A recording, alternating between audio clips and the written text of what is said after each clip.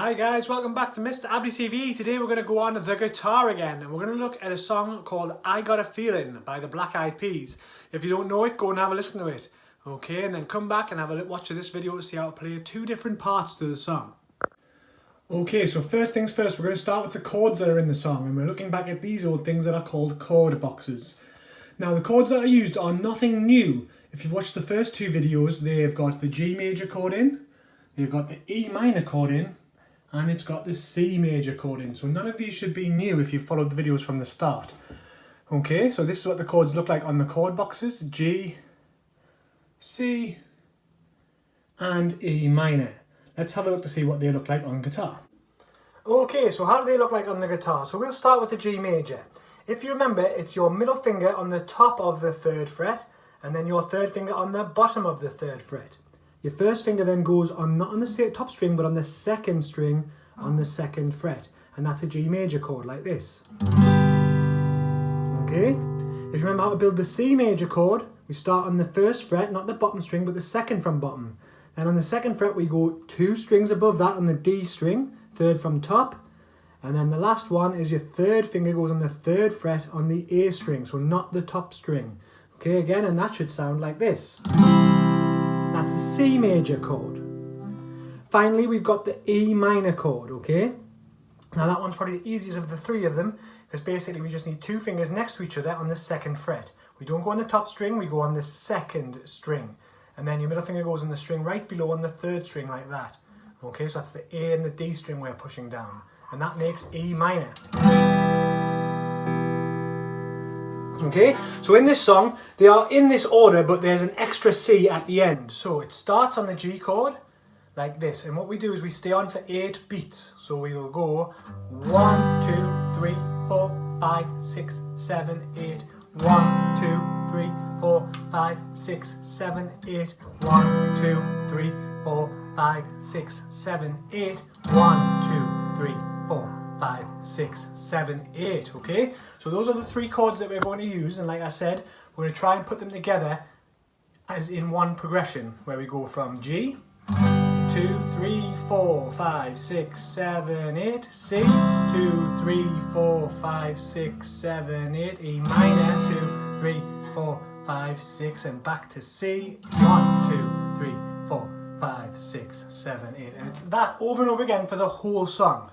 So if you want to practice those chords, put the song on, get your guitar, make sure you can see the chord boxes, and play along and see if you can play along with the song all the way through.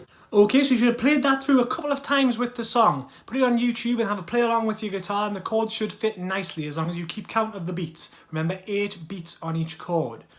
Once you've practiced that a few times, what we're going to do now is we're going to have a look at the introduction, which is a bit of a lead part on the guitar, but it's the introduction of this song, the very start of it. Okay, so when we play lead parts, what we do is follow a thing called tablature, which is what you see before you now. Now, this is just a picture of my computer so I could talk over the time and explain it to you. Each of these dotted lines represents each one of the strings as they go down. Elephants and donkeys grow big ears. Now, sometimes they're represented upside down, but I just thought I'd flip them over to make them a bit easier to follow again. Now, like I say, it starts on the 3rd fret on the B string. And we do 4 plucks on the 3rd fret, so that's why there's 4 threes. 1, 2, 3, 4. Then we move along to the 1st fret and do 2, 1, 2. And then we do 2 open ones, 1, 2. And then 8 after that on the 1st fret. 1, 2, 3, 4, 5, 6, 7, 8. And then open again and do 8. 1, 2, 3, 4, 5, 6, 7, 8. And then closed again and do on the 1, do 8 of them. 1, 2, 3, 4, 5, 6, 7, 8. Now you'll notice that the zeros are all on the G. That's because we don't push down the G. We only push down strings on the B. But we still pluck this note. We need that note to go with this note to create that sound that we have for the introduction of this song. So let's see what that looks like on the guitar. Okay, so this part uses 2 strings on the guitar. It's the G string and the B string, which is the 3rd from bottom and the 2nd from bottom. Now we can either play this with our fingers, which is a bit of an easier way of doing it. If you look how I'm doing it, just plucking like this. Plucking with my thumb and my finger. Or what you can do alternatively is if you've got a pleck, you can strum and just strum and make sure you've got both of those clipped when you're hitting with a pleck. Just a bit of a harder pluck to get those notes though. There. Okay? So let's see how that sounds first of all together. So what we're going to do is we're going to push down the 3rd fret on the B string, which is 2nd from bottom. Okay, and we're going to pluck 4 times while we're pushing that down like this. And then what we're going to do is we're going to move that 1st finger along to the 1st fret, staying on the same string, and then we're just going to pluck it twice. And then we're going to open it up and pluck 2 more times. Then we put our 1st finger back where it was on the 2nd from bottom string on the 1st fret, and then we do 8 plucks. And then we open it up again and we do 8 more plucks of those 2 strings.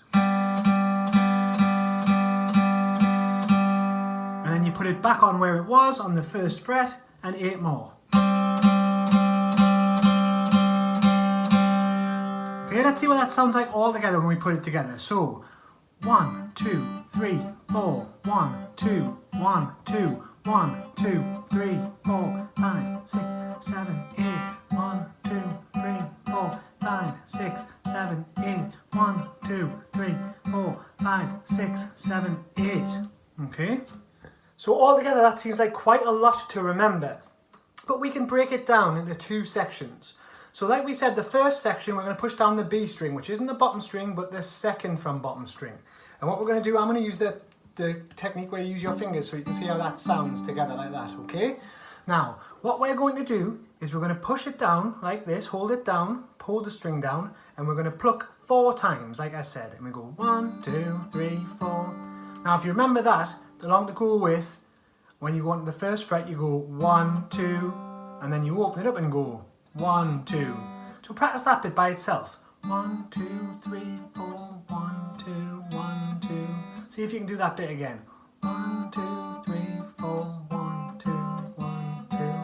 And the rest of it becomes very easy because the rest of it is just 8 ones, 8 zeros, and 8 ones again. Okay, like this. Listen. 1, 2, 3, 4, 5, 6, 7, 8. 1, 2, 3, 4, 5, 6. Back on. 1, 2, 3, 4, 5, 6, 7, 8. Okay? Now you don't have to play it that fast. Slow it down if you need to play it and practice dead slowly.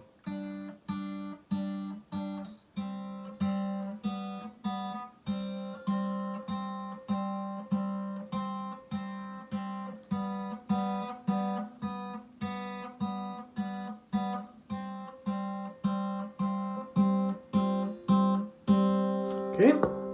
And that's pretty much how you play both parts of that song. So we've got that introduction part that you can slow right down. I don't think it's usually played on a guitar. It's usually played on a piano or a synthesizer. But you can play it on guitar how we've just been doing it there. So you can practice that part and see if you can play along. Give that a challenge. See if you can play along with the actual track when it plays at full speed. Another thing you can do is if you've got somebody else in your house that plays guitar, one of you could play the chords while another person plays the lead part. As long as you keep the count of 8 between each change, you should be fine. If you haven't got someone else to play along with, all you need to do is just play along with the song because this one matches the song exactly. Okay? So practice playing the introduction part first, and then when the chords start coming in, start playing the chords. Even the rhythm comes in, it can be down strums if you want it to be. Okay? So see about the different ways you can play this song, and I'll see you next time.